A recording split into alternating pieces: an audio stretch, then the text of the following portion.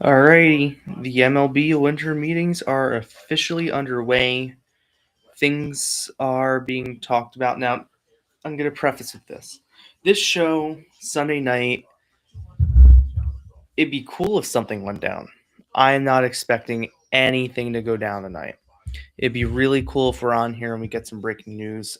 I mean, we had that the other night during the first Hot Stove show with the Red Sox and Pirate trade.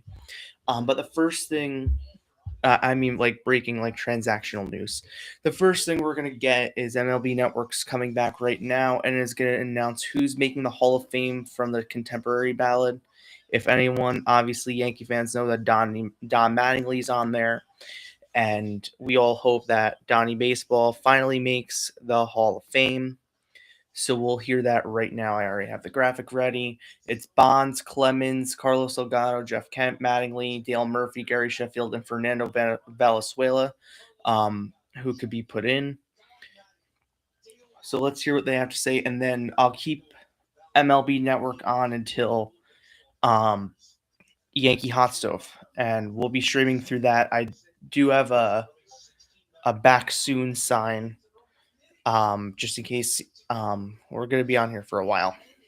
So in case nature calls, we'll definitely be taking a couple breaks throughout this. But obviously between, really when this voting ends and other things pick up, if questions, I was talking to people all day, Friday and yesterday, today a little slower because a lot of people are traveling to Orlando. I'm not in Orlando. I want to be like completely transparent with everybody. I am not in Orlando. I'm where I normally am, but one day maybe. But I do want to still live stream, and I'll be on tomorrow night and Tuesday night, and probably Wednesday night. Big stream. Wednesday night, no. Monday night and Tuesday night, definitely. Or Wednesday night, maybe late, but 7 o'clock tomorrow night and Tuesday night for sure. All right, let's see. They always take forever to announce these. Just put the news on the screen and then talk about if people are excited. I'm hoping that Mattingly gets in. I think Johnny Baseball deserves to be a Hall of Famer. I've thought that for a long time. Let's see. I already have a graphic ready if he does. If not, I don't know what that means. I don't know if he can vote again. So if someone does, just put it in the thing. Let's see. All right, they're about to announce it. On behalf of Hall of Fame Chairman James Boris Clark, our board of directors, and the Contemporary Baseball Era Committee that convened earlier today, it is time to reveal the results of this election. All right, just reveal it. Today marks the first announcement. Congrats. Let's go speed this up. Class of 2026, with the Baseball Writers Association of America casting their ballots throughout the month of December. Oh, that's right. The results of that process will also be revealed here on MLB Network Live. You know what? I'll share who I voted for with the Internet Baseball Writers Association during this. I'll share that next. I don't know if I talked about that yet. Steve Hurt, Jason Stark, and Tyler Kepner. Respected baseball executives Mark Attanasio, Doug Melvin, Artie Moreno, Kim Ang. They let Artie have a vote for this? That's group of Hall of Famers, Ferguson Jenkins, pathetic. Jim Cott, Juan Marichal, Tony Perez, Ozzie Smith, Alan Trammell, and Robin Yount. Earlier today, that 16-member committee reviewed a distinguished group of 8 players whose primary contributions to the game began after 1980. In arriving at their individual decisions, the electors took into consideration the following criteria: the player's record, playing ability. They took in the record, playing ability, sportsmanship. Jeff Kent has been elected. As you mentioned, the 8 candidates on the ballot included Barry Bonds, Roger Clemens, Carlos Delgado, Jeff Kent, Don Mattingly, Dale Murphy, Gary Sheffield, and Fernando Valenzuela. And now it is my honor to reveal whether any of these candidates will be celebrated in Cooperstown next July 26th. Mattingly did not get in. Jeff Kent was the only one. The Contemporary Baseball Era Committee has selected one new member for the National Baseball Hall of Fame. He played 17 seasons with the Blue Jays, the Mets, the Indians, the Giants, the Astros, and the Dodgers, retiring as the all-time leader in home runs as a second Now I baseman want to see the with vote breakdown. 151 of his 377 career-long balls coming at that position. Today, Jeff Kent becomes a member of Baseball Hall of Fame's class of 2026. A lifetime 290 hitter with an 855 OPS, he notched 2,461 hits, including 560 doubles, good All for right. 30th all time, Well, and the that's third most among all players during his career. During a 9-year stretch from 1997 to 2005, he averaged 28 that's a shame. 110 runs batted in and registered 8 100 RBI seasons, 5 All-Star appearances, and 4 Silver Slugger awards. He was named the National League's most valuable player in 2000 when he hit 334. That's a real shame. 125 RBI and 114 runs scored. And Jeff Kent, good for him, but I want to see the voting breakdown. And went on to select 3 homers in the World Series against the Angels. Jeff Kent, welcome to Cooperstown. Wow, breaking news here live on MLB Network. It just feels right. The guy with the most home runs ever at a position would be in the Hall of Fame. You mentioned the fan base, the uniforms he played for. There's got to be massive celebration right now in San Francisco, right? Yeah, quite obviously. All right. So I'm in the process right now of trying to find. Well, I have it. I think it's in my notes. Let me see if I can just share my screen to Google Notes. I mean to. You know what I could do? I could just copy the note, the doc I share to share the hot stove stuff. All right, just give me 2 seconds here. So I'm a member of the Internet Baseball Writers. So every year we get to vote for the Hall of Fame. I don't think it goes anywhere, but it's our fun. Okay, so Mattingly got 6 votes. Delgado was next with 9. Dale Murphy had 6, and then fewer than 5. Bonds, Clemens, Sheffield, and Fernando Valenzuela. So that's.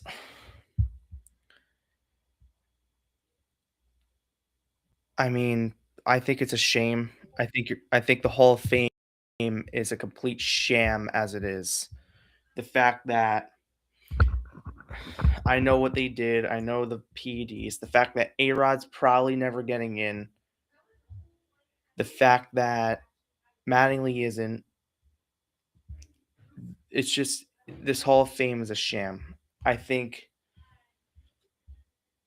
I've always thought that Clemens and Bonds should be in the Hall of Fame. I've always thought that. That's not going to change.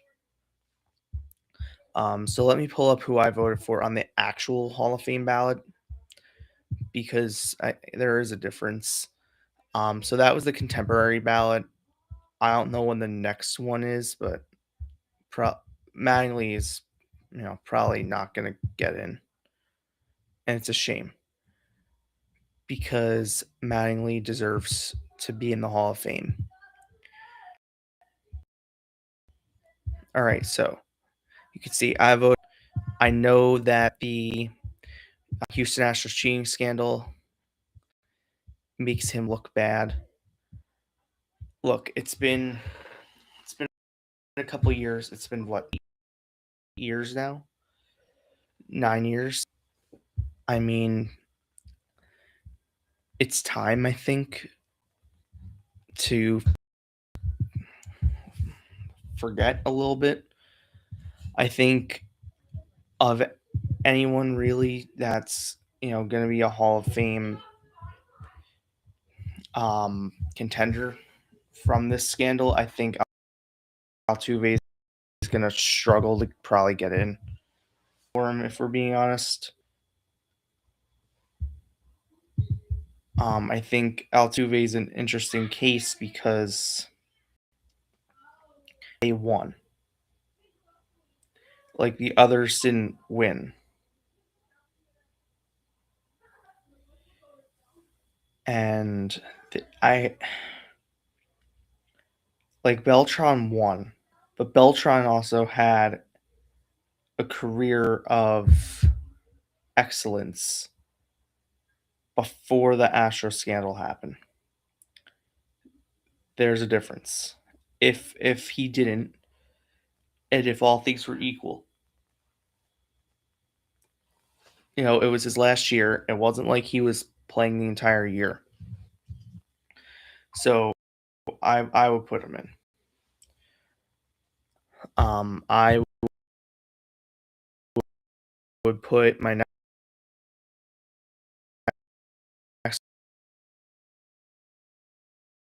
guy in is Cole Ham.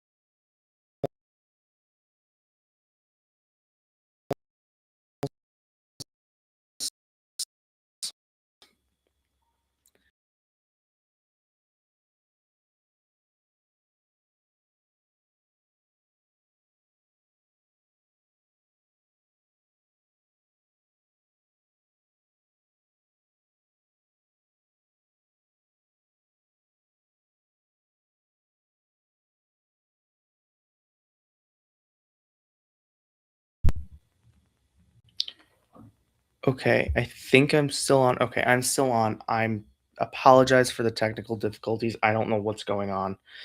Um, Andy Pettit, A-Rod, I think needs to be in.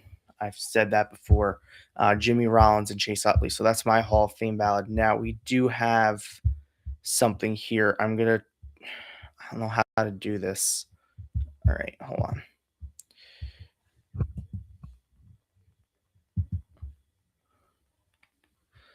So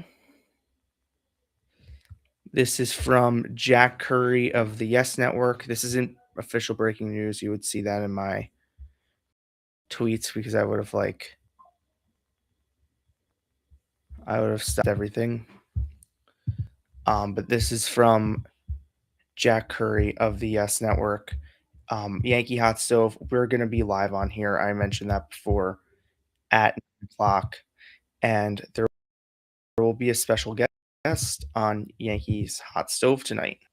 And the special guest is none other than Yankee General Manager and Senior Vice President Brian Cashman will be joining the show. So I'm very intrigued to hear what Cash has to say tonight, especially because the last Yankee Hot Stove show was pretty much they're not doing the show, and if it's going to come from anyone's mouth, I don't want it to come from Jack Curry's mouth. I want it to come from Brian Cashman's mouth. If Curry might be like, this guy's not getting in, this guy's not getting in.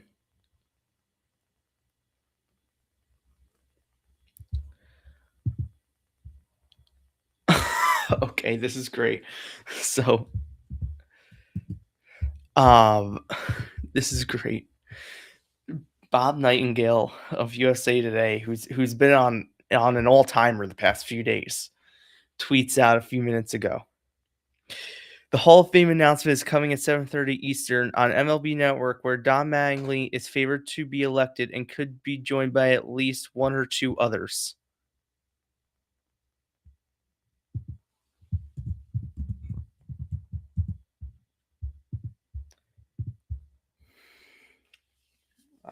I I don't get it. The horrible reporting to me is what always gets me with that. I don't understand how someone could just be that bad at reporting.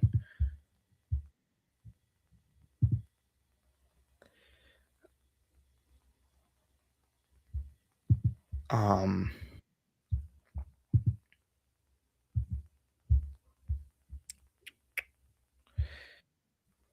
why is this going off but not showing me anything? Oh, you know what it is? I know what it is. It's people complaining about the Hall of Fame in my other Discord chat. So Mattingly not in the Hall of Fame, an absolute shame. And Jack Curry will speak. I mean, Jack Curry. Brian Cashman will speak on Yankee. So let's talk a little Yankee offseason. So, last update. Last we spoke, I came on here Thursday, maybe, and then took 2 days off. I went to the city Friday and was talking to a bunch of different people around the game Friday and gathering some information and kind of got some more insight into, or I think clarity is the better term, to the Yankee offseason, their plans, etc. I got some clarity. And I understand now kind of what's going on. Now, look, I'm going to say this, full transparency.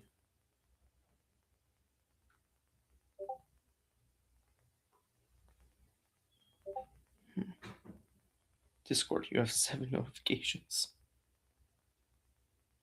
Oh, you know what it is? Okay. There was football going on.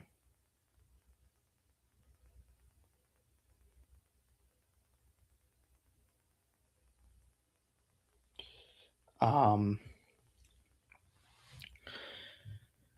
but the winter meetings are underway. So the expectation is that likely um, we don't know who's going to come off the board first. Now, I think there's no sources, nothing. This is going to be an active meetings. I think Schwarber is probably going to be the first to come off. And I'm only saying that because his market seems to be the most robust at this point. If I had to guess, if you told me right now where I think he'd go, I think he is going to go to stay in Philadelphia. That's what I think. I think Schwarber stays in Philly, but that's just me. Um, it feels like it just makes too much sense that Schwarber stays in Philly. But again, like we saw with Juan Soto last year, anyone can just swoop in at the last second and get a deal done. For those who don't know, that's what happened last offseason in terms of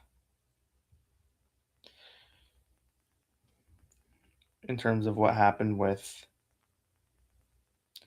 um, the Juan Soto sweepstakes. The Yankees were front runners, and then all of a sudden the Mets jumped in and toppled them, and you know they didn't get it. You didn't get them.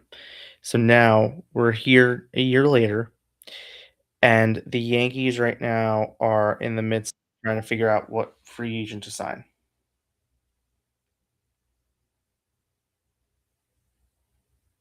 Um, what I will say, don't expect Kyle Tucker. And if the Yankees are to bring back Bellinger, he's coming back on more Yankee terms than Boris terms, if that makes any sense. The holdup right now for the Yankees and Bellinger, number one,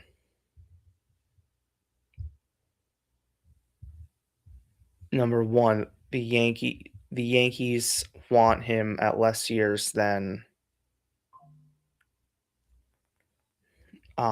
he wants.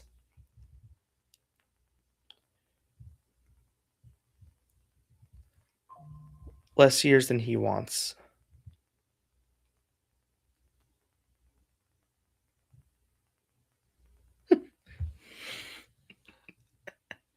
My professor just tweeted out, he covers baseball for the Journal. Somebody got into the Hall of Fame tonight. The guy who benefited from Barry Bonds' presence in the lineup more than anyone else on the planet. That's accurate. It's a shame for Donnie. Then again, I don't think he had the longevity to have gotten in, but that's just me. I would have voted for him if I had a say, but I didn't. Um, the Yankees are going to have a tough time this offseason. Now, I wrote about shortly after our little long session the other night on here. We were on here for a while, and we'll break that tonight. Um, the other night I wrote about Brandon Donovan, and I'll share that. I'll share that.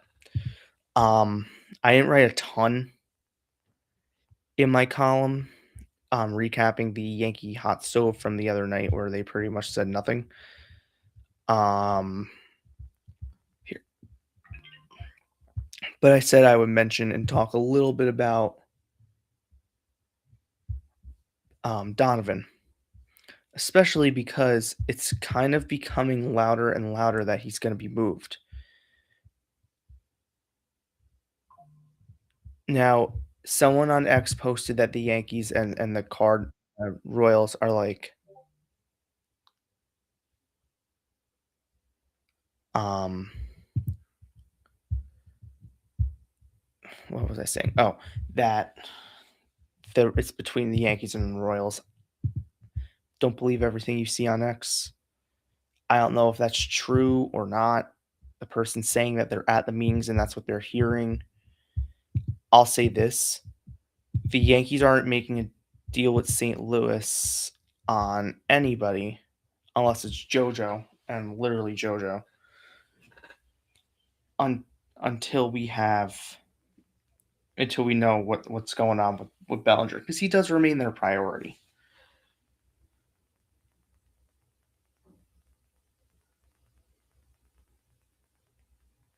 Um, so like I mentioned here, that the Yankees are keeping their cards close to their chest. Now, I talked to someone who thinks that Bellinger's going to stay, and then gave me other reasons why he thinks Bellinger is better for the Yankees than others, which I'm not going to share on here because that might be valuable for a column. But that's the indication right now that the Yankees are trying to keep their cards close to their chest. We know this. The reason is because in the past couple seasons, they've been burnt by sharing things publicly. They were burnt last offseason when Soto left them and went to the Mets. They didn't appreciate Boris and his games because we're going to be honest here, we always are. Boris played some games with the Yankees and played them all last offseason. And everyone will say he was always going to the Mets. Yeah, that's probably, not far off. And by he, I mean Soto. And that's fine. That's all well and good. But what was I going to say? But now the Yankees, the past two off seasons between Yamamoto the year before, where they thought they were in it till the very end, and it turns out with the information we learn now, he was never coming to the East Coast. The Yankees were used. And then last year, they're hurt by Boris. Now, unfortunately, Boris has a lot of players in this market, and the Yankees can't just say, like, we're not going to sign any Boris clients. The reason they can't say that is because if they were to, it would damper what they can do this offseason. But the trade market is where I've heard that they might strike. And a name that keeps coming up, and it's been reported, so I'm not reporting this new. A name that keeps coming up is Brandon Donovan. I believe I mentioned here. If not, I mentioned it in my column for Last Word on Sports the other night, where I talked about players, 5 players who could be traded by this winter and at the meetings. And I definitely mentioned there that the Cardinals are not sitting there right now picking up the phone, trying to call every team, say, hey, do you want Brandon Donovan? Can we interest you in Brandon Donovan? No. It's going to take a big package to get him away from St. Louis, but they're trying to evaluate whether getting rid of him would help them now. They're going to a rebuild.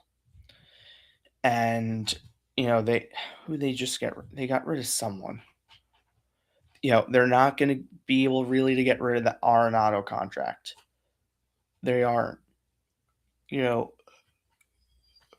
Cards Live on X or MLB Live, whatever they're calling it now, um, was even beating the drum last week. Don't be surprised if Arenado gets traded to the Yankees. Arenado's not going to the Yankees. Not to play first base. Not to be in the DL. He's not going to the Yankees. But I could see them getting Donovan. Now, if St. Louis agrees to eat money, and in order to take Donovan, maybe a throw-in, maybe. I doubt it though. It seems the Yankees could be close to out on Bellinger, given the change in tone and language from those in the know. Like I mentioned, the Yankees could fill the void in left field by acquiring a player like Brandon Donovan.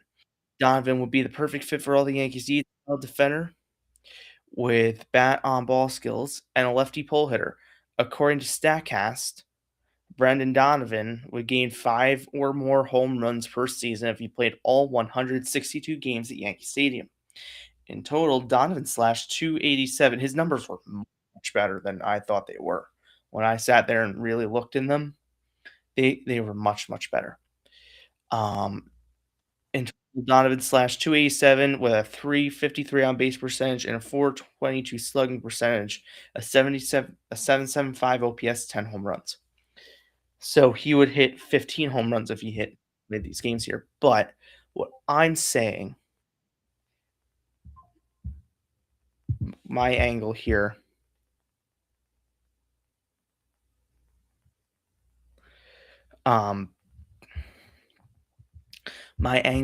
with this is simple.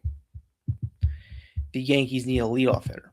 Donovan would be a good leadoff hitter. Now, I don't know what his numbers in the leadoff spot are. I'm going to find those while we're talking here because I feel like that's something I maybe should have thrown in here. I don't even think I threw the idea of him being a leadoff hitter. I'm going to look at. I just went to Baseball Reference, typed in Donovan, and it says page 404.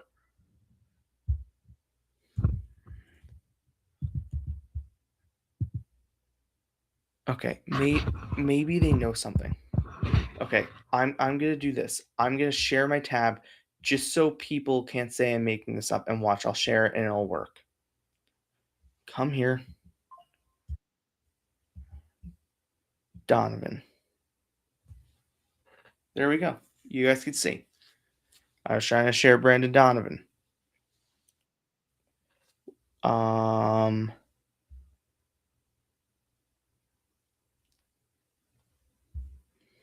All right. So while I work on where this is going,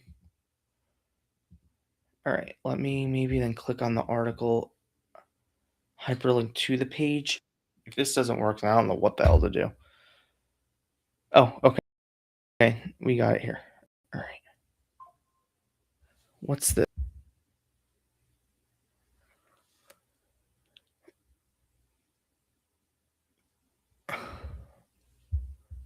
Okay. Game. He hasn't been up that long. Okay, hold on. Let me see if I scroll down. Fielding. Let's see. Splits career.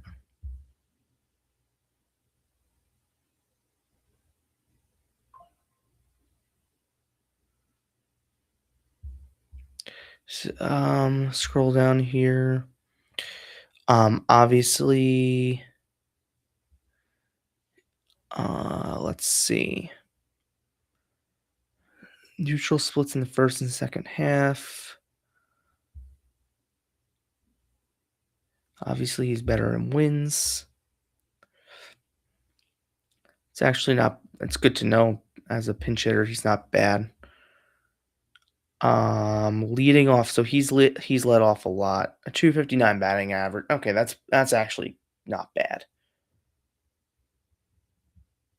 Those aren't bad numbers from the leadoff spot. Now let's get a little bit more Let's see if he led off in 25. Let's try and hone in here. Those aren't bad numbers from the leadoff spot career-wise at all. Looks like something's going on with a baseball reference. 256. All right, so about the same. He's not hitting third and fifth, maybe, but it's only 3 at bats.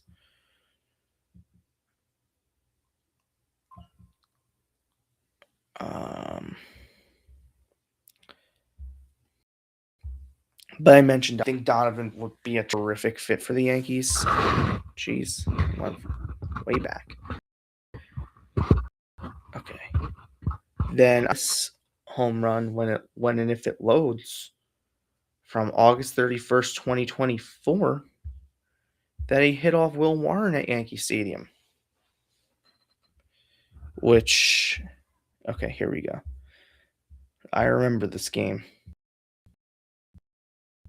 Swing. I Volpe Here down the right field line. Did he get enough? Hey! Brendan Donovan has hit a 3-run homer, and the Cardinals have played for the third.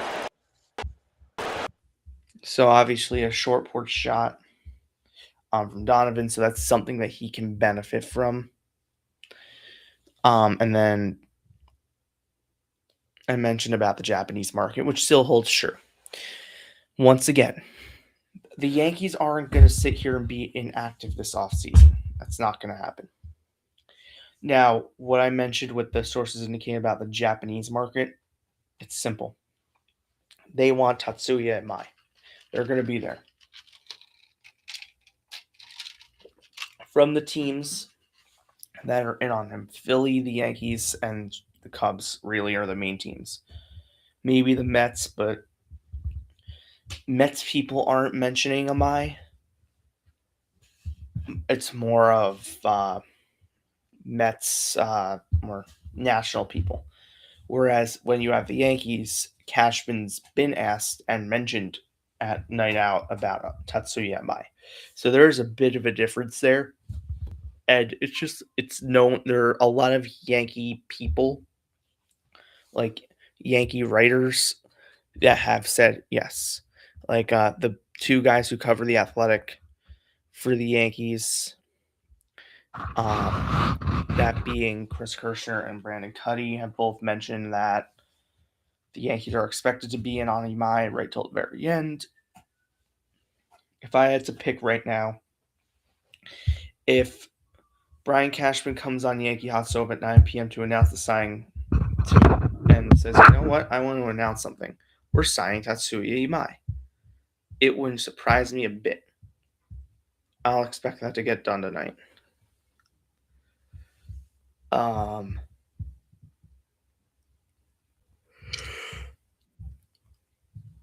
Let's see.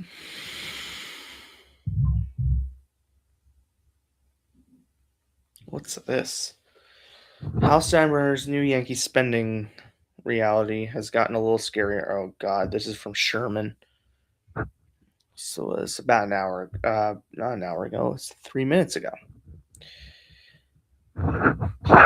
Okay, Orlando. I have never bought into the criticism that Hal's cheap. At the time of the deal is cool, blah, blah, blah. Though the problem for Steinbrenner, the Yankees and their fans in this world have shifted. Life is easy when the Diners, blah, blah, blah. What should scare the fan base further is that the Blue Jays could buy and sell the Steinbrenners multiple times over, and have been trying for several years now to spend big and with good vibes after the ALCS, blah, blah, blah, or the World Series. So the Yankees can no longer claim financial heavyweight. I don't care about that. But money's not always the answer. Yep, we know this. Yankees lost Alan Soto and had the same thing. Steinbrenner will again have to approve to at least $13 million luxury tax. My suspicion is that Steinbrenner will allocate such funds in hopes that LeMahieu and Grisham off the books after 26, Stanton after 27. Okay. Basically, though, I believe the Yankees will have enough funds if spent well to win. Okay, so, all right. So this was a very, very clickbaity title from Sherman, who's walking back what he said a month and a half ago. Oh, the Yankees are going to stay under. Well, he just walked that back and said,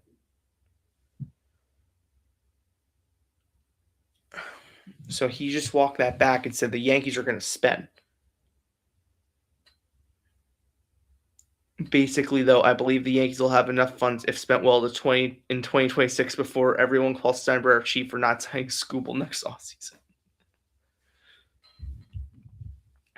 Okay, so I'm gonna repost that. So, from what I can gather, Sherman's saying they're spending. Like, I mean, look, let's be realistic here. Yankees aren't spending like drunken sailors, and they shouldn't have to. And this is where my point is. Hal is right, and you might be like, "What?" Well, hold on. Let me make my point. Hal Steinbrenner is right. You don't need to spend all this money to win. You don't. What you need to do is know how to win creatively with a creative roster. My issues with Cashman more than Hal and the allocation of funds in recent years. That's what cautions me with the amount of years they give Cody Bellinger. I don't think Bellinger is a great player for 5 years from now. Like if it was a 5-year deal, fine.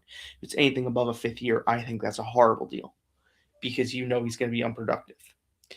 And like everyone's screaming for the Yankees to go out and sign LeMahieu. Guess how many postseason games LeMahieu played for the Yankees on that extension deal, or will play since he's gone? 0. He didn't play a postseason game. So that was a bad deal. Now, Hal and Cashman can't predict that. They're not. They're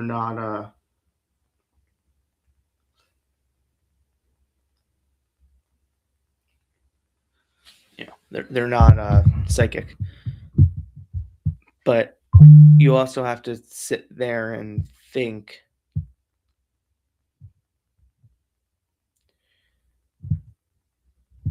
What's what and what? Hold on.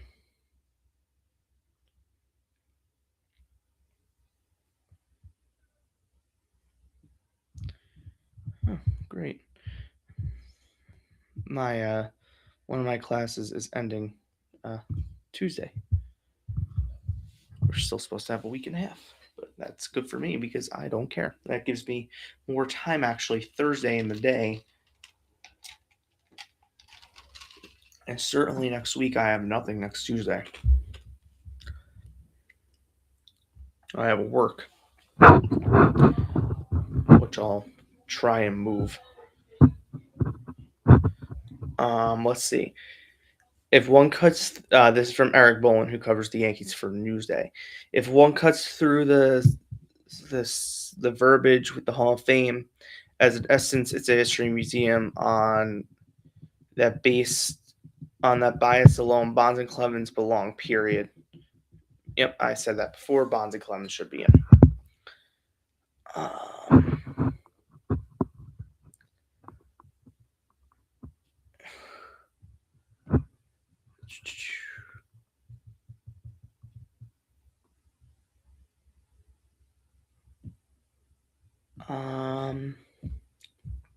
Anyways, we'll get back to the Yankee hot stove talk.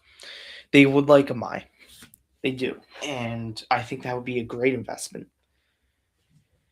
The thing for me is going to be this offseason. Can Hal and Cashman spend money effectively? Because if there is a salary cap, which I don't think there will be, but if there is, the front office that wins is not necessarily going to be, or the team that wins the World Series isn't going to be the team that spends the most. It's going to be the smartest team. And for decades now, the alibi for the Yankees, for years now, the alibi for the Yankees. Oh, here's Joel Sherman. Hold on, let's hear. Okay, they're talking about Mattingly. Yeah, the last 7 years of his career were my 7 years covering the Yankees as a beat for the New York Post. And, Greg, what I have is some level of sadness because I like John said he's sad. so much. I don't think any star ever handled this the way he did, and no star ever handled the downfall of it all. He had a bad back, and those last few years were not very high-end years for him, especially compared to early in his career. And to me, Just watching some of these plays. Like Don Mattingly's legacy is kind of like close, but no cigar, right? The Yankees made the World Series 4 times from 76 to 81. Don Mattingly came up in 82. He played to 95. They made the playoffs once in 95. Then they were a dynasty starting in 96. He became a coach in 2004 after they won 4 championships. They lose that ALCS after being up 3-0. And obviously recently, he managed the Dodgers before they kind of like blew up under Guggenheim and with Dave Roberts and the Blue Jays. Pretty much they're talking about how Mattingly is always, obviously he just left Toronto, so he won't be back there. Who knows what he's going to do, but I definitely feel bad for Mattingly. He deserved to be in. Former Rangers owner Tom Hicks has died. He was the owner who signed Alex Rodriguez to that deal and then sold the team in 2010. I love how MLB Network has breaking news on the bottom about Jeff Kent getting into the Hall of Fame. I don't think that's breaking news, but especially it's a half an hour old. Everyone who cares knows. Let's see what else here. So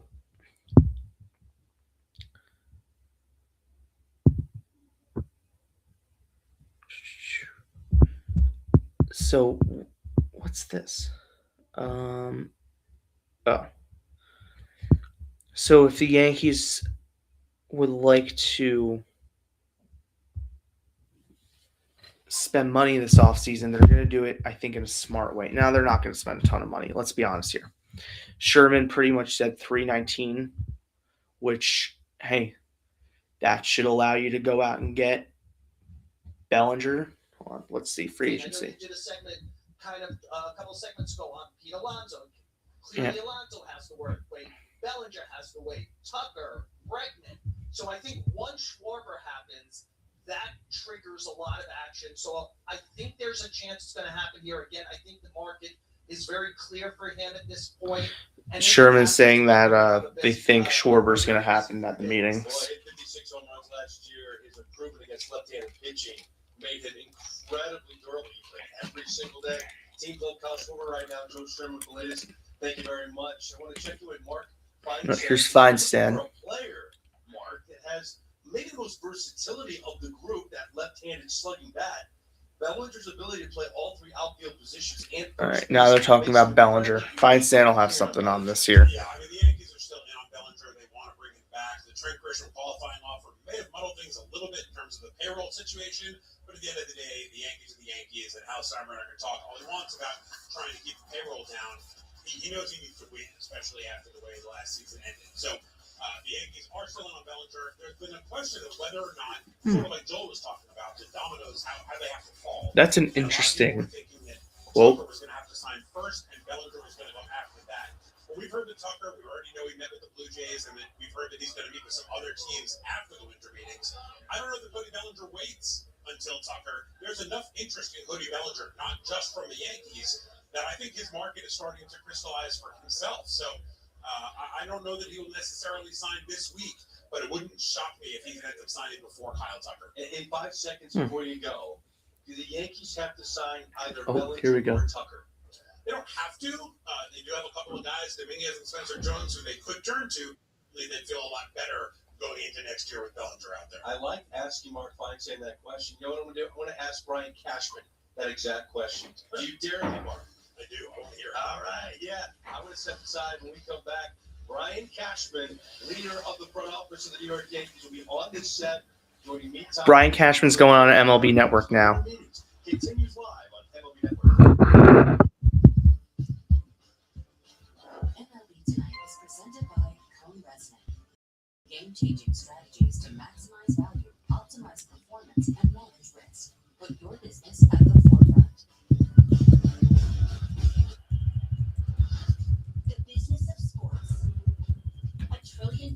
Well, I'm getting this out in a second.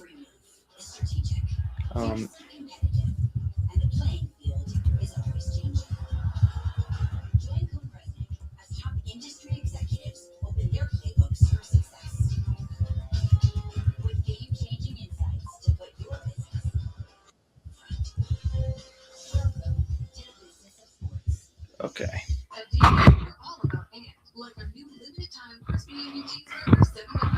All right. We have an update from Rosenthal here. I'm opening that now.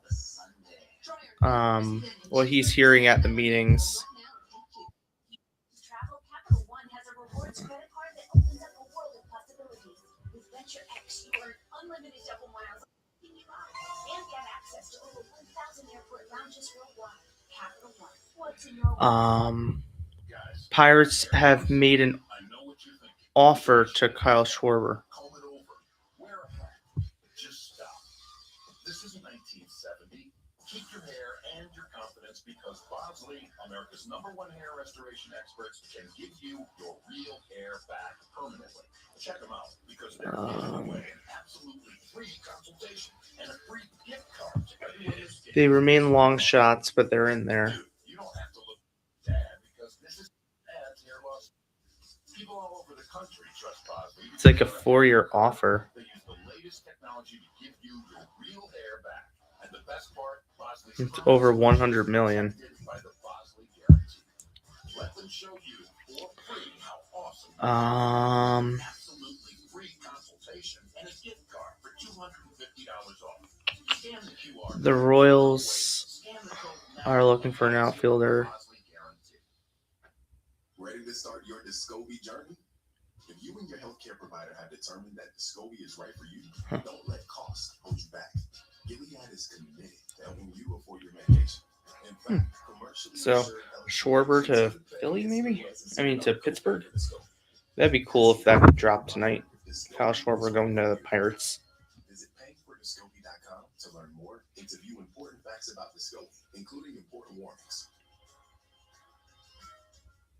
Hey, Barney, how you doing, man? I have a purpose. Without me, should come sacrifice.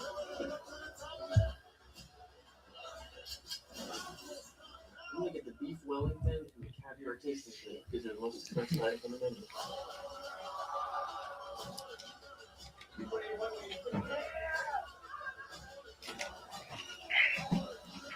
All right. I'm excited to hear now what Cashman has to say. Join your favorite on-air personalities for unique perspectives, in-depth interviews, and untold stories from on and off the field. The MLB Network Podcast. Sundays at 1 Eastern on All MLB right. Network and wherever you get your podcasts. So I'm going to do the hot stove thing I normally do where I share my screen to a Google Doc for you guys to see what I'm writing in case you can't hear the background. Hold on. Everything the Yankees had to deal with. It was a really, really positive season. No, it wasn't. They didn't win a World Series. It's not a positive season. Stop. He won 94 games. For Judge as your MVP, Max Fried was amazing with those numbers. He didn't have Garrett Cole. I could go on and on. In terms of the Oh, they're pumping the Yankees already. They got good. They almost make it to the World Series. Time now for your front office inside presented by Sage. They didn't almost make it to the World Series. They were 2 rounds away. Once again, entering his 40th season with the New York Yankees. Jesus. 1986, you were 19 years old as an intern. Yeah. Take me back to that, Brian Cashman. I don't want to hear his intern days. I want to hear what he has to say about this team. If I would have looked into the crystal ball and I had it with me, and I hey, Brian, you 19-year-old kid with hair, come over here. This is going to be your life in this organization. What'd you say to that kid? I would have said, no way. I would have said that. Future Hall of Famer George Steinbrenner, Hall of Fame yet, but he belongs in it. But I was like, I wouldn't last to that guy because no one did. So, but he. Well, I got to put that in there though. He belongs in the Hall of Fame. And I agree with you. Your thoughts Sorry, George belongs in the Hall of Fame. Yeah, I mean, I already did a few media runs that when the voting stuff came out. I know. I think congrats, Jeff Kent. He's in the Hall of Fame. Obviously, Donnie was one of the best players of his era and one of the best people that you'll know. So they rooting for him. But you know, I'll be honest. I don't know how the committee stuff now works. I know that they have this smaller committee now reviewing people. I also hope they review the boss. Did I steal your question? You said All right, let's see what else he has to say here. Yeah, go ahead. I might as well ask you about left-handed power bat. All right, they're asking about Bellinger. They're just going to come right out and say it. How important is it for you to have to get a left-handed power back? I don't know if it's important to get a left-handed power back because we have a good team right now. We've got some important players that we have lost off our team that was good, but the team that we currently have is good. We are left-handed pretty strongly. One thing that Belly did for us was he had lefties and righties and had a lot of contact. So even though he's left-handed, it didn't play that way. So generally we love the big left-handed. We always talk about those, but you need the balance too. And right now, with the loss of Goldschmidt, Rosario, and Slater, got hurt when we got it at the deadline. Pairing with Stanton, I don't have as many choices for our manager that I would like right now. But we have good players. I feel like it's an interesting comment. Well, I'm gonna go with Garrett Cole, and how soon can we see him back on the bump doing his thing for you? Somebody you can push. It's up to me. I always, it could be June. Okay, listen. He'll be ready when he's ready. They don't know when Cole's going to be ready. He's prepared mentally and physically at all times. We'll see where it takes us, but ultimately we are vulnerable to surgery and Cole surgery. So that's one of the reasons we brought Yarborough in, and we are also having conversations about potentially how can we protect ourselves in certain locations.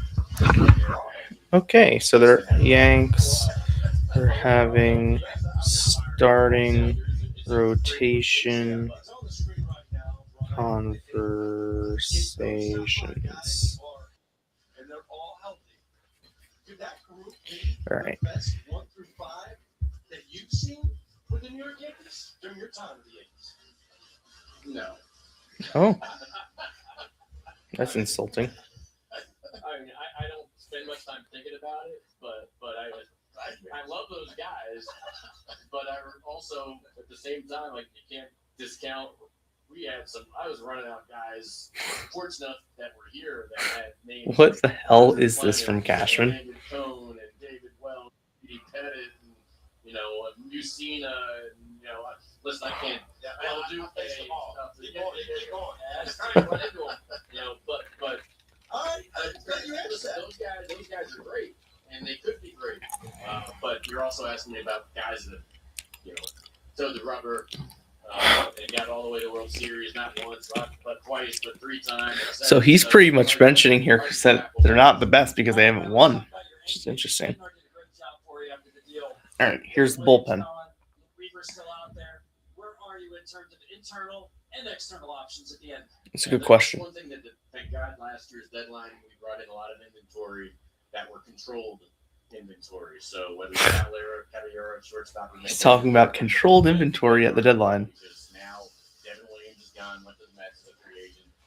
Weaver's a free agent. So right now, trying to build back, I have work to do. We do have. I have. Bednar that we're excited about, the ball. Good. Timmy Hill and Fernando Cruz. That's good. Now I just need to make it deeper and better to make sure that Mooney has matchup options every day, and some of that could come from within the system, the promotions, but more likely, we need to import something. As good as you guys were, from a power standpoint, Brian. This is interesting. More likely. Speed. We'll get more athletic. External. Still a run here that without having to hit the 3-run homers as much as you guys did. No question about it. One of the things we did a couple of years ago, so Grisham was going to be a good defensive guy that could run. Okay. I don't know why this isn't updating the way I would like. Not this last one, but the previous one to give us some athleticism. Olby's a runner. Olby sucks. He led the American League in stolen bases to end the year, but okay, Cash. So we were one of the better, more athletic position player team we've had more recent years this past season. That's true. Was a can't-miss prospect. You're envisioning what from him in 2026? That's a good question. There's another guy too. I should have mentioned Vegas. That guy can run. But he could have been a football player, but he grew up in the Dominican.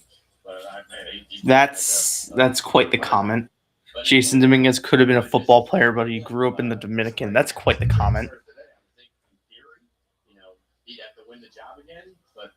leg up to be the everyday left fielder. Ooh, if the season started today, he'd have to win the job He again. could have been playing more last year, but out of the blue, Grisham became this, borderline all-star. Yep. And had an amazing run. So next year, you got Belly, Judge, and Grisham in the outfield, and Dominguez got to sit because we're trying to win, and the manager's job is to play your best. And so, this is a juicy.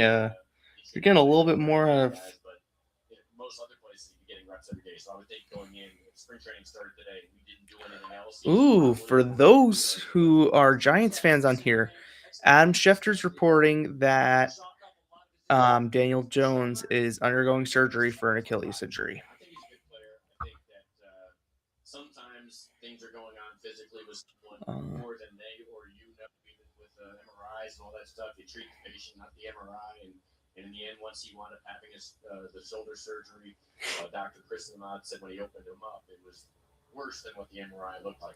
Non-throwing shoulder, but as a hitter, it's still probably affecting him. So I personally think that it had more effect on the season last year than anybody would have thought. So I think we have a very good player that I'm looking forward to getting back by May if everything goes right and turning him loose. And, we have a good player in Volpe that they look forward to. I think he's a good player. He got the World Series, didn't play shortstop the previous year. He's clearly still developing. He's clearly still developing because you rushed him. Because you didn't want to go out and sign somebody. You cheap fuck. Sorry. I'll get the whole. There's 11, 12. I think they told me they ordered Buffalo Wild Wings going up there, so they're. That's nice. B-dubs. The other crew probably went out and got dinner right now since it's that time of night. And you're grinding with us on live TV. We appreciate that, Brian. I appreciate you guys getting me in. Yeah, kickstarting our interviews, and this is nonstop interview carousel here in our coverage of the. I'll be excited to see who they have next. All right, we are going to take a quick break so I can relieve myself, and we'll be back very shortly, and we'll recap a little bit of what Cashman had to say. But I'm going to take a screenshot of this so I can get it up on socials and head to the restroom.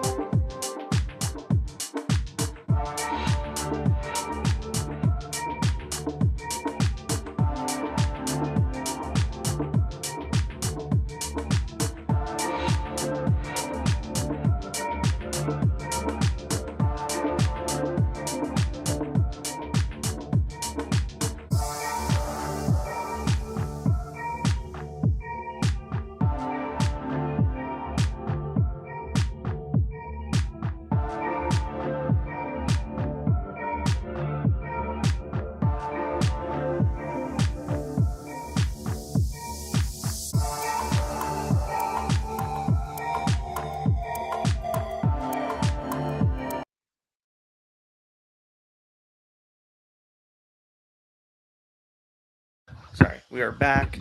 Cashman spoke on MLB Network. I like double muted. I muted my microphone and I muted the restream on my laptop. Um, some interesting quotes from Cashman. So I'll be interested to hear what he has to say on Yes in about half an hour. He'll be on Yes Network. He was going upstairs, I guess, to eat some Buffalo Wild Wings and then come back down. Um, he mentioned that Steinbrenner belongs in the Hall of Fame. That the Yankees are too left-handed. Whatchamacallit? Fireside Yanks had the full quote. Why do I have 5 notifications from X right now?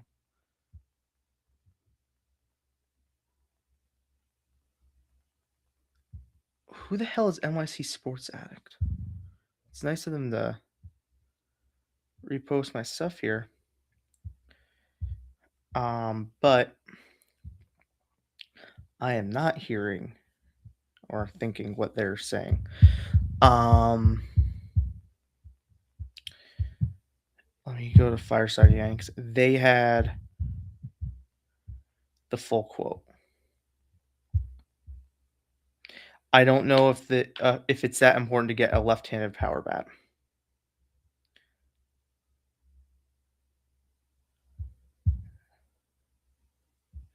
So that's a very interesting quote. Now, I'm going to say this.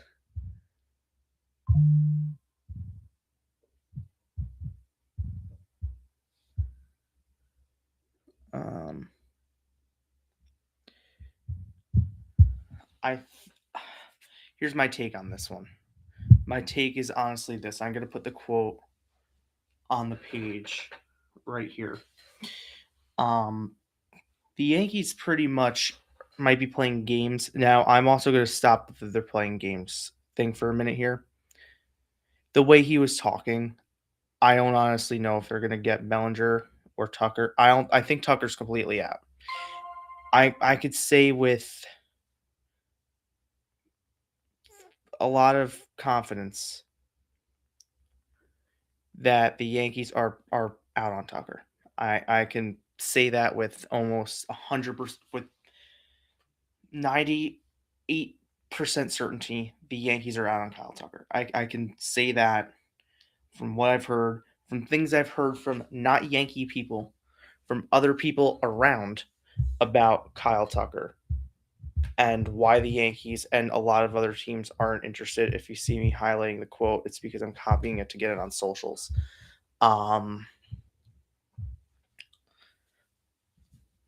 The thing with this is, if the Yankees don't, then they need to figure something out. Now, if they're going to say, okay, well, let's bring in Brandon Donovan, who I think if they don't get Bellinger, I think they're going to go for Donovan. What that allows them, he's your leadoff hitter. You have him for 2 seasons, right? He's a very good defender, really good defender, and a great contact offensive player. Now, they are very left-handed. They need righty platoon bats. They need them. The Yankees right now are struggling because with the fact that they don't have righty bats platoon here. Let me see. I should probably keep this app open.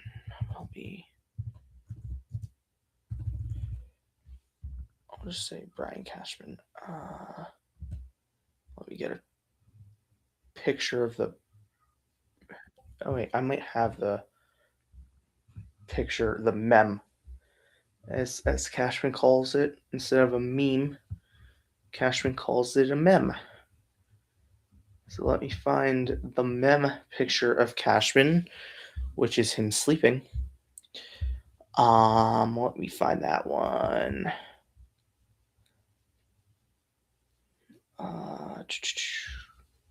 It would be somewhere around like here, maybe. It would have. No, it would be after 40-man moves. Oh, right there. Knew it. Okay.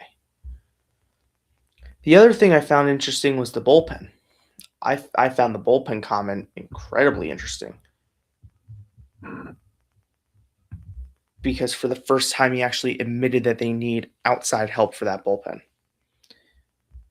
And he didn't reference free agency or trade, which he's not going to, and I want to make that entirely clear. He wasn't gonna mention whether he needs outside help or inside help or this help or that help. He's not gonna say, he's not tipping his hand here. But I think the fact that he mentioned that it's more likely that they acquire someone externally than internally, I think it says something. They're definitely going to go with some internal options. I don't know who those are, but they're definitely going with some internal options, or with not just they're definitely not going to just be like, let's go get all these guys and blow it up and be the Yankees. They're not. All right, they're not going to get Diaz, nor do they need to get Diaz. And for Salicata on WFAN, who's going to come on tomorrow and be like, well, they're not getting Diaz. He's the best closer. Well, okay, hold on. The Yankees don't need to spend money on Edwin Diaz. They have a capable closer in David Bednar. Bednar's not Mariano, but he's a capable closer. Okay. Edwin Diaz is great. He's also older and injury prone. And the Yankees have had enough struggles at the back end of the bullpen. The last thing they need is to hand someone money and it backfire.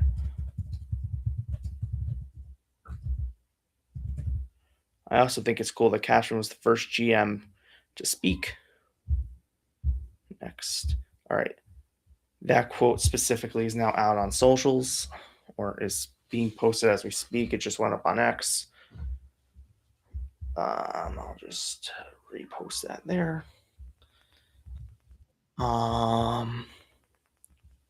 What's this here?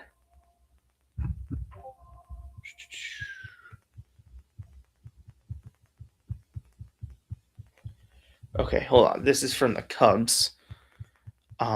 Bruce Levine, who covers the Cubs, Zach Gallen, and the Cubs have held several serious meetings on long-term deals. The 30-year-old righty was a durable top end in the rotation starter for the Diamondbacks, blah, blah, blah. He would be number 1 or number 2. Third baseman Alex Bregman, whom the Cubs had made a run at last winter, again as a free agent, is an option for them. Bregman took the Red Sox, blah, blah, blah. Should Bregman choose the Cubs, incumbent Matt Shaw's development would continue as the backup both second baseman and third baseman. It would allow Dansby Swanson and Nico Horner to be rested on a regular basis. The Cubs will also look for veterans to fill at the back end of the bullpen. They would like to revisit deals for Keller and Caleb Thielbar. And obviously they just signed Phil Maton. Bobby Malone is very active right now on X. Why is this doing this? Let's see here. Oh, yeah. Oh, the stupid quote of thank God we got inventory. Yeah. You know what you did? You actually did a very good job. He actually did an incredible job at the trade deadline because it set him up to have pretty much set Cashman up to have to go out and he did a good job, I thought. He brought in Bednar, which I think is a great option because now you're in the offseason knowing you have a closer who knows how to close. It just went up on Instagram now. That's slow. Instagram's been very slow today.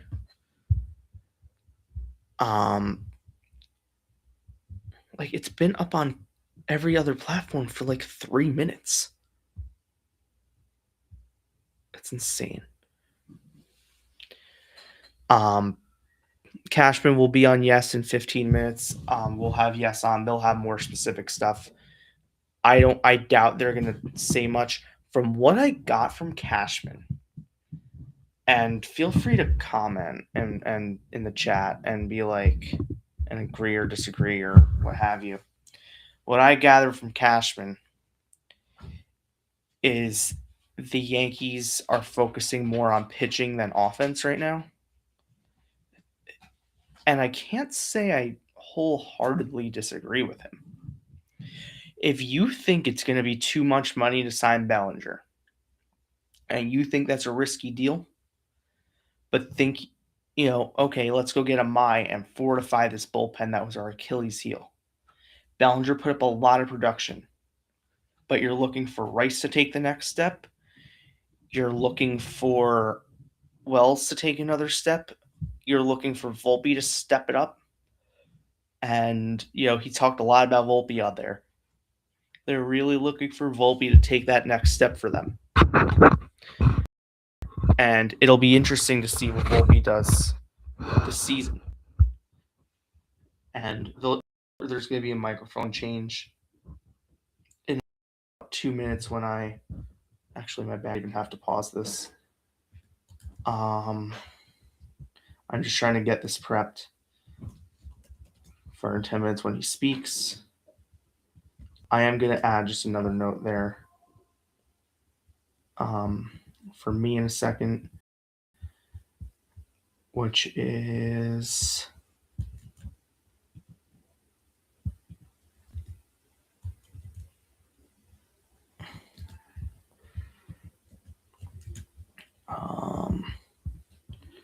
that there. I have a lot of work to do. They still believe in Volpe. So what I do is I put this together and then I'll write a column on this later tonight. I might be writing this actually. I'm going to try and throw in the last word on sports chat. That I'm going to. They didn't put anything in there. Hold on. Why is my other one going off? Oh. Okay. So Cashman's going to be on Yes Network in a few minutes. He's going to probably do the same thing. I don't know. I honestly have no idea what's going to come of this Yes Network appearance, if I'm being totally honest here. Because I could see Yes Network being very, the way they were the other day. The way others are saying it now, they might spend a little bit of money. I'm not expecting them to. I'm not expecting them to go full God mode here. I am expecting them to spend, a little bit. They also don't need to. They shouldn't have to go God mode, right? And I know fans will disagree and be like, yes, they do. They actually kind of don't. I'm going to break for like 2 minutes here. I'll be right back so I can get a new microphone so I don't have to keep moving this one.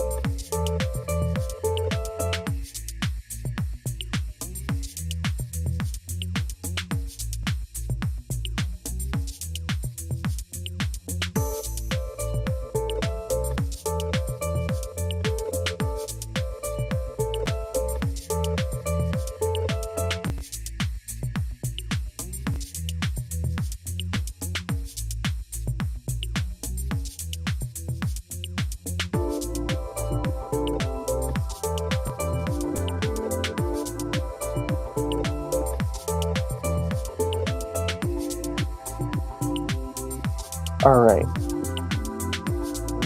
Music. I should be back. I switched, for those who can see it, to a wireless mic that I can move around, and I don't have to have this one just sitting on my laptop because it was like writing random crap on there, and I don't need that right now. So let me plug this in case it dies, so I have the others for tomorrow. Because I'm probably going to keep this method for the next couple sessions that we do here. Hal will be on in about, not Hal, excuse me. God, could you imagine? No, Cashman will be on in like 8 minutes or so on Yes. I believe you could stream it on Gotham if you have that. Once again, I don't know what they're going to say because the other day it was just such a weird vibe. And, now that Cashman's spoken, it's pretty much negated everything they said the other day. Because they were like, they're not going to spend at all. And now Cashman's talking about, well, we want to get starting pitching. We're having starting rotation conversations because we're vulnerable early in the year. And from what it sounds like to me, they want to fortify the starting rotation because they don't want to go out and spend as much money on the offense. Which, hey, I'm not going to disagree with them. If that's the method they want to take, I'm here for it. Hey, at this point, whatever wins you a championship. And if you think that spending too much money on Cody Bellinger doesn't win you a championship, then that's what you do. Let's see here. Anything else come out while we were breaking?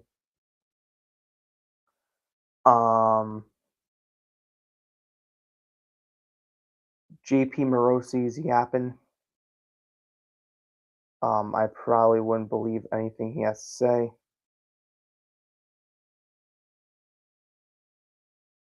Um,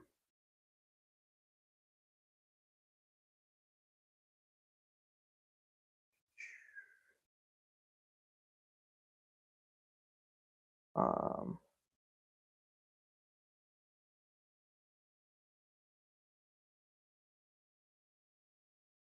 I think people are blowing this up right now.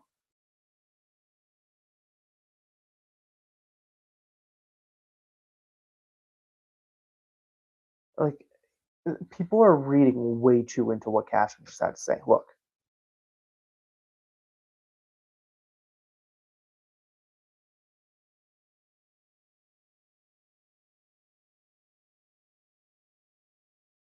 I mean, now people are like, go get Bo Bichette. No, that'd be worse than getting Bellinger. That'd be a horrible contract. Because where's Bichette playing? Because they just spent 5 minutes telling us how much they love Anthony Volpe. So where the hell is Bo Bichette playing?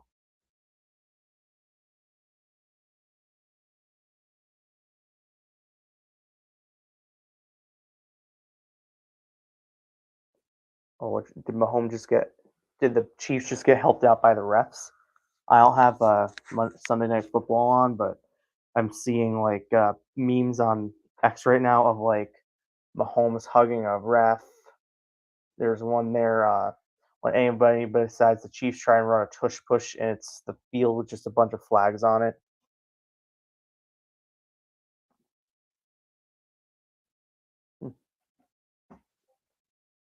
Um,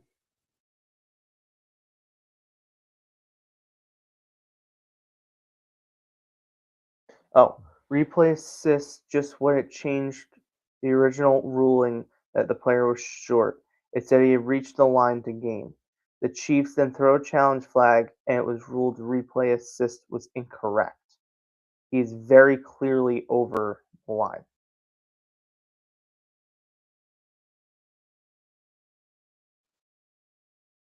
My God. The NFL is rigged.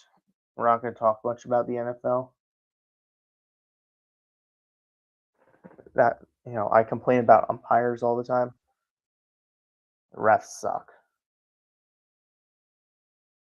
I love how on the bottom it's like talking about, oh my God, the Yankees are so interested in Bellinger. Of course they're going to be interested. I don't expect them to sign Bellinger. I expect them right now to make trades to improve the offense go out and get a Mai and some other guys. I would like them to get a really good reliever from the market. I don't think Diaz is realistic. I don't think Suarez is realistic. Fairbanks, Fiaga, I was talking to someone a few minutes ago about that. When the news came out, I forget who was.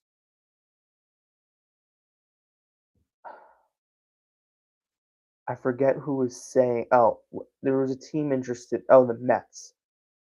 Andy Martino, that hack over at that network SMY. That's a complete. You know what? I'll air it here. I'll air my grievances here. Andy Martino seems like a nice guy, somewhat, and I'll disagree with him on this one. I was at that game. If anyone's watching Yes Network, I was at that one where Judge hit that bomb. That was a good game too.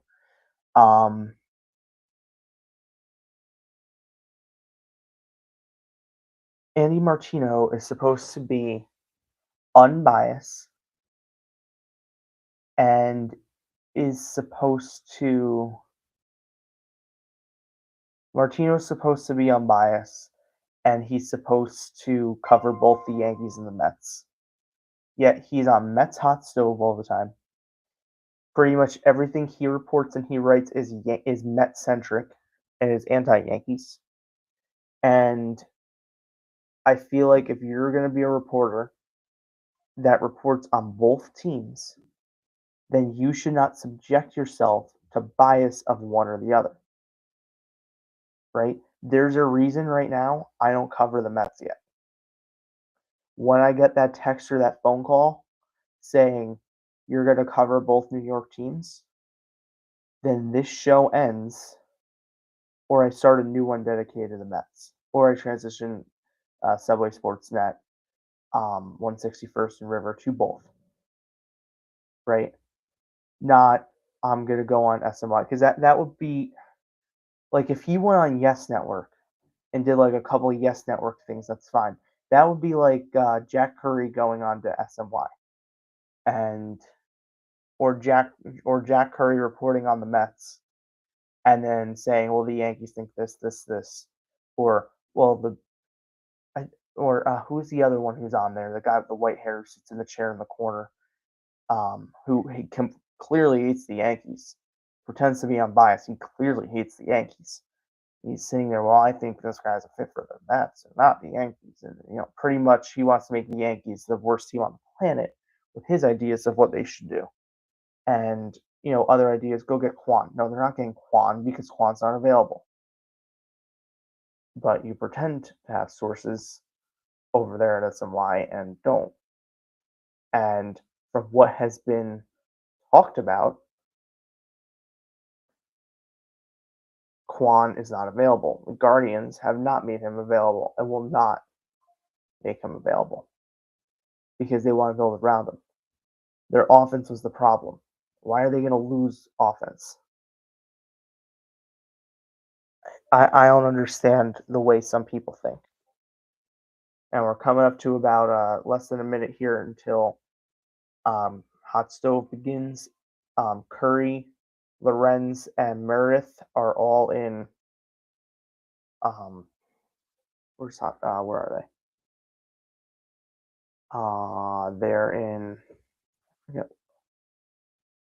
Why am I blanking on this? What's going on with me today? They're in Orlando. I don't know why I was just blanking on that. I don't know what's going on with me today. But I'm ready to hear that, and then I'm going to just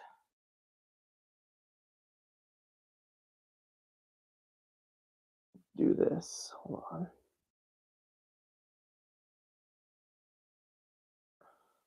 Control C.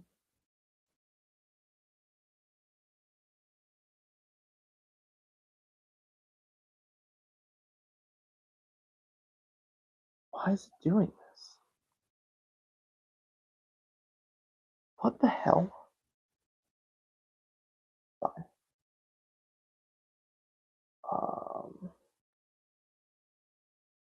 General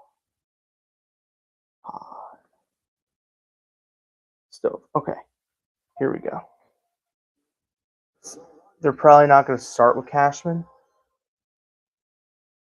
So I wanted to get like general hot stove notes in there. All right, let's see what this hack program has to say. As we're at the 90-minute mark of this live stream. It's crazy.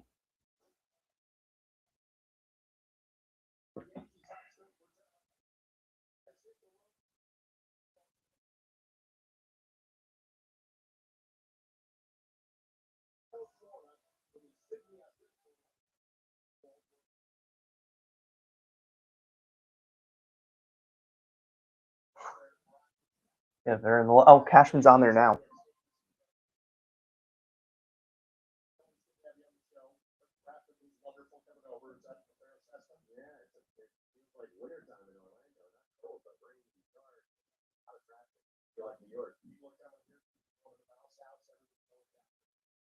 What? Okay. They're going behind the curtain. Let's hear this one.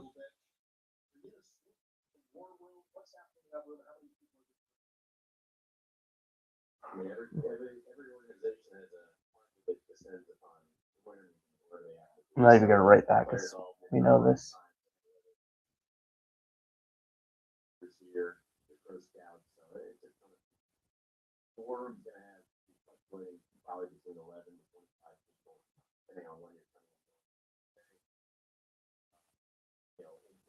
Locations of various properties in the area. Open the goals and find a way to fill some holes and see where it takes. Right, obviously the work doesn't start here in Orlando. You're already talking to teams, talking to free agents. Number one on your wish list. Oh, what's number one on the wish list? Good question.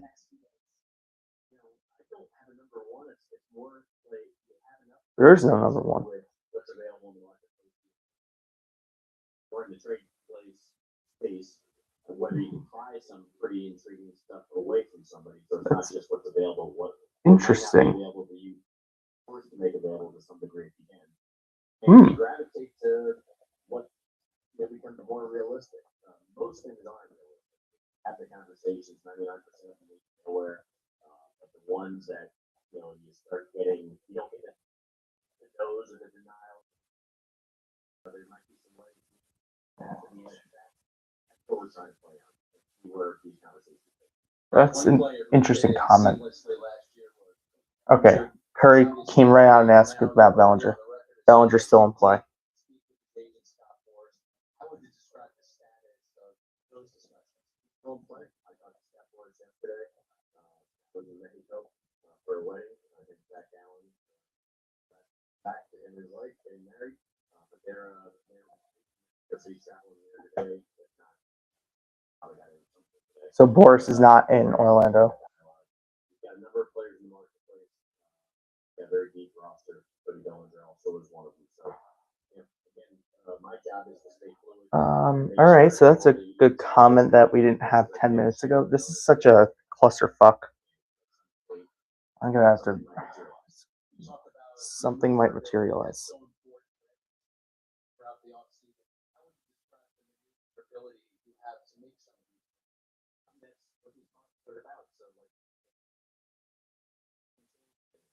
A lot of flexibility in the fact that players that I feel are all part of the solution, most likely, rather than part of the problem. So, currently we have a good team. We have a Player side, good team on. Keeps talking about Colby.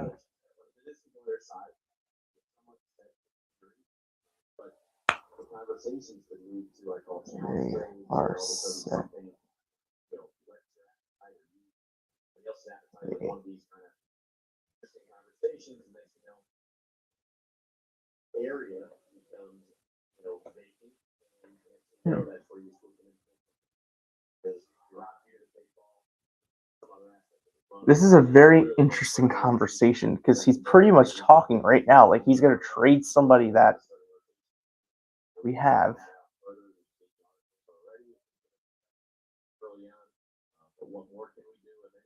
Okay, he keeps. Okay, they want. Some of those guys back in. Some of those guys have already signed elsewhere, and we that area. So that's the stuff. Yeah. This is a very interesting interview because I feel like he's being very candid here. And then when Yes hits a commercial, we're going to take a quick break so I can get this up on socials. Worst case scenario, those guys come back the way they're supposed to on the time frame, and one of those guys goes up there. That's not bad either. You know, then that becomes a super arm out of him that can, different looks and make you, regardless. So I'm not afraid of that. But we are playing around with a lot of different ideas and saying things. That's a very interesting. Oh God, they're talking about Warren. Yeah, let's talk about Warren.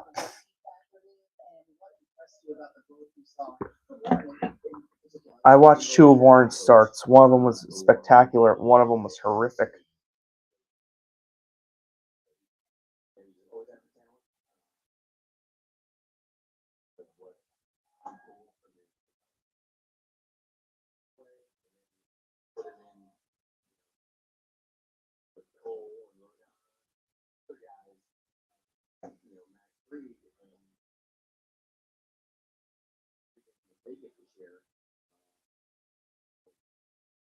Speed, he's now really delivering with amazing stuff. I think through, whether it's Blake and everybody that's around them, along with his teammates, he really was an impactful player for us, and we needed it. Everything brought to the table, and his name gets asked about a lot. Okay, Warren's name is being brought up in trade talks. You mentioned the possibility of importing a pitcher. Here we go. This is a question. That 7 Japanese players in their history haven't had one since Tanaka. How much does very talented player coming over from certainly taking our big swings for trying to add some more talented players, whether they're local or overseas as far as Japan. So Scott Forrest represents him, so he's got a long list of talented players on his roster. So, I'm talking to a lot of different agents. But obviously, he's one as well. So did you talk to? You said you talked to Scott about Cody. I talked to Scott about everything yesterday. So.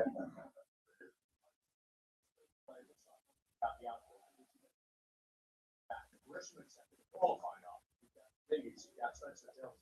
Once Richmond accepted that, you have deeper conversations about how you want to approach the outfield. This is a question. Reassurance, because ultimately you entered the winter down to highly productive. He keeps talking that they enter the winter down 2.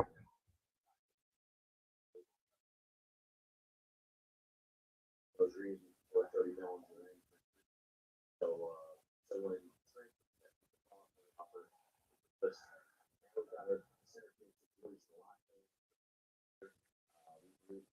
maybe the swing was real, and so we were very happy with that. So now it's a little bit less pressure, now instead of being down 2, we're down 1, just a little bit more flexibility.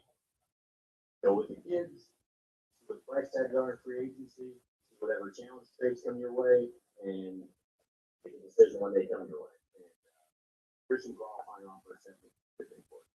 First base in particular, we saw Ben Rice there quite a bit last season. How do you see that shaking out? Would you feel comfortable with Rice there? Did you feel like you need outside? This is a good interview. No, I mean, Rice at first is fine.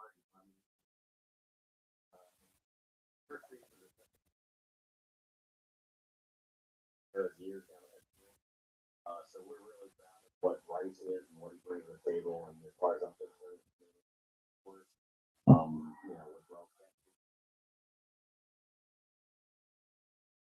as all that stuff is that we are obviously so we need to find a way to balance out trade deadline last year. We'll bring in a few right-handed backs. We already had Goldschmidt, you had Stanton, Mario came in on the trade deadline with Slater, so got hurt. But at the end of the day, Okay, he just said the same sentence that he said on MLB. The exact same sentence. I got you. Collapsing right into our winter. They weren't here for 3 months and gone. They protected us in many ways. So, for instance, if we try to rebuild the bullpen, we have Duvall and Bednar now. As we move into the 2026 season, but we've lost Devin and Weaver. But so thankfully, a lot of the things we did at the deadline, we still have to show, and it gives us some protection. But we need to add to it. You also acquired Bird last year. You have Cruz. You have Hill. How do you? I love how the first name out of his mouth is about Bird. I mean, again, we're talking turkey on teams and trades. By him, I mean engaged with the trades market and seeing what we can match up with. What makes enough sense where we can try to close something out. You've given us a pretty strong lay of the land. Talked a lot about the roster. I know you're 4 months away from opening day. What excites you the most about this team? What concerns you the most about this team? Someone Balance on the right in the balance. A lack of right in the balance right now. That's something that we gotta figure that out over time. It doesn't mean it's gonna happen immediately, but I need to balance this out. We have really good players. And to Clint Frazier, hello. Welcome to the chat. I just wanted to make sure it was actually Clint Frazier, so that's kind of cool. And lefties were so thin back in the day. Now righties are almost extinct. It seems like in this game, there's almost all left-handed. So I got to find a way to. So he keeps talking about they need right-handed bats. So Boone can play matchup. You always every day have your finger on the pulse of what's happening. You come to winter meetings, maybe not expecting any blockbusters. Have you ever remembered a winter meeting where you've had it where might be having a conversation with a GM or an assistant GM from another team, and all of a sudden, boom, there's a trade possibility out of the blue, and you're jumping on it? Yeah, I mean, normally when the dominoes start to fall, it chases further conversations out of nowhere that hadn't really happened, or things you may have crossed off your board that I threw that out there. They didn't have an interest. Anytime, Clint, anytime. And the videos will be up on Yes social media. They're already starting to post them as well. I don't know if you could use that, I don't think you can, but you could probably get the audio and quotes from it, but I don't know. Instead of these in-person meetings, so it's weird. We gotta fly all over the country to go to a room, and then Brian Cashman, I guess, just said that Tucker has not visited them, and it's a problem. we're all keeping after it, seeing where it takes us. So when you get those lightning texts, you then read it and then text us, right? That's That's how that works? Just to show you what I do. I don't do it. I don't text yes, but then we have a team channel, and copy that, and then put it on a team channel with the appropriate team that's associated with it, and blast it out to my crew.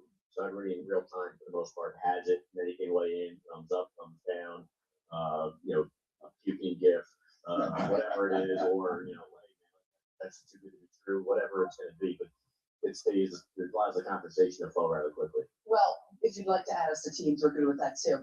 In all seriousness, when it comes to Anthony, They asked some weird questions. All right, here's Volpe. At this point in time. Listen, I think he's a good player. That last year, I think. I get what that's pretty much what I'm trying to do here as well.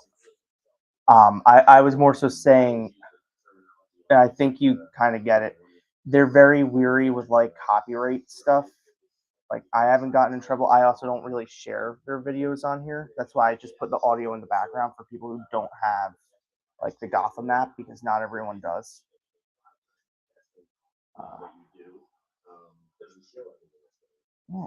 So Cashman's pretty much reading off a script. He said this entire same blurb on MLB about an hour ago about how Volpe in the shoulder, and it doesn't show the whole story. So this is the same. He's reading a script. Oh my God, just marry him.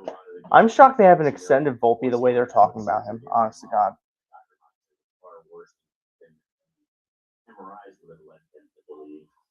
And he's a tough kid, and the physical testing wouldn't let him to believe that. So he had a pretty significant surgery, non-throwing shoulder. But I got to believe, long story short, that speaks more to everything that happened. No, I assume so. Just making sure. I don't want you to lose money. I watch your stuff all the time. We were in the World Series with him playing shortstop the previous year. And so I look forward to getting him back because I know as to see, I think he's looking forward to getting back on track and performing the way he's capable of. Speaking of getting guys back, we've talked about this. At some point in 2026, you'll have Cole, you'll have Rodon down the line, Schmidt as well. If the season started today, the rotation that you're looking at in Freed, Schlittler, Warren, Keel, Yarbrough, what would your comfort level be in starting the season with those five? I'd be very comfortable, without a doubt. But we all know how starting pitching works. I mean, so, it doesn't stay healthy all the time. They don't, just like anybody else, you can't count on everybody performing to the levels that you're expected to. So, so my job is to find as much as I can to reinforce it. One guy that came up and certainly helped anchor that rotation in the second half was Cam Schlittler, kind of out of nowhere. Is there anyone else? Thank God when he mentioned Cam Schlittler.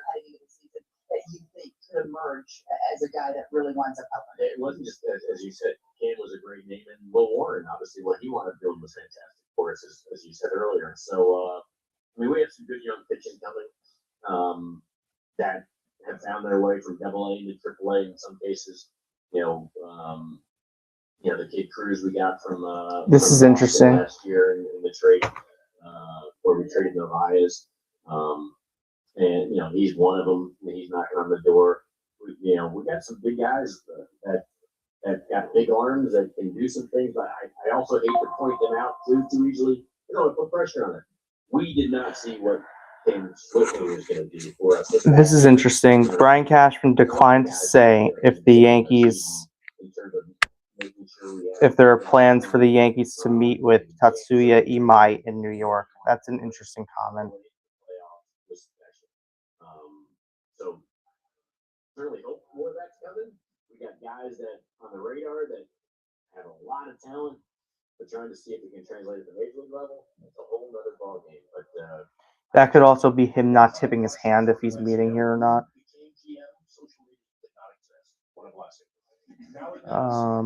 It's everywhere. Winter meetings are about rumors and free agents, and sometimes stories come across like the Yankees are all in on this player, this player, this player. You sometimes hear those and just go, "What? Yeah, like, where's this coming from?" Yeah, there's a lot of noise, and most of it's probably false.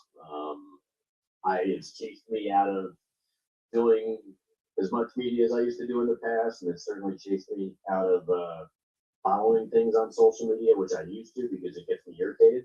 It's unhealthy. What? Happens to a lot of people. There's a lot of hate out there too, by the way. I'm aware of that too. So, I stay out of it because it's that's an uncontrollable space.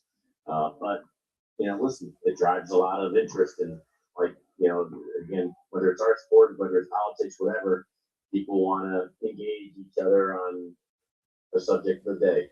So it's a good thing that the Yankees are a subject. Yes. So, and it's our job to make sure that subject is something they can be proud of. So hopefully we can run into some good things to add to what we already have, because I don't want people to forget is we already have something that's good. We're just trying to improve upon it. And that will be the case for the next 3 days. Cash, always great to have you with us. Thanks for joining us on Hot Stove. All right, so that's it from Cashman. That was interesting. There's definitely a lot that came out of that. He mentioned that Elmer Rodriguez, whatever, is knocking on the door. So they're looking for front end of the rotation. From what, they're way too left-handed. He kept saying it. He said it even before. I have no idea what to take from this, if I'm being honest.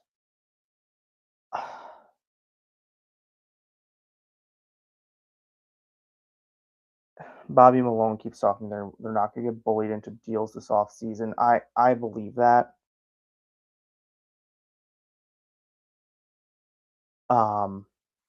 Okay, Cashman says Hal Steinbrenner's tenure hasn't changed. Tenor hasn't changed regarding the payroll. He continues to tell Cash to bring him everything. So that's going to dispel anything that Jack Curry and the Yes Network were talking about the other day.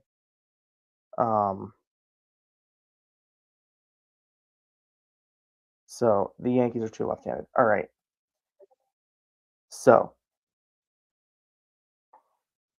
I'm going to end it here. We've been on for like a while. And thank you for those watching. Thank you, Clint Frazier, for joining. Very cool to have you. Feel free to stop by anytime. And I'll be live again tomorrow night and Tuesday night.